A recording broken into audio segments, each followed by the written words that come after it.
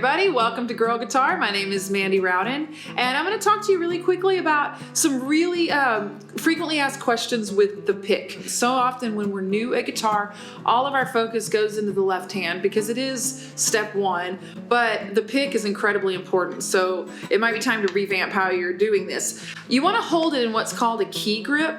And think about like unlocking your door.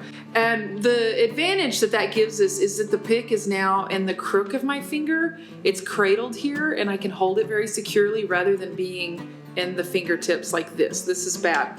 One of the advantages to my key grip is that I'm able to hold my arm in a very natural and straight line, and I'm at a great angle to move my wrist. If I do the fingertippy thing, then my strumming looks like this. And it's not just what it looks like, it's what it sounds like. With the key grip, I get a nice, relaxed, warm sound. And as soon as I go fingertippy, you can hear the plastic, you can hear the tension in my arm. It's obviously not nearly as desirable a sound. So I want to encourage you to keep your middle finger out of the equation. Let these guys just hang. Don't ball them up, don't stick them out, they just hang.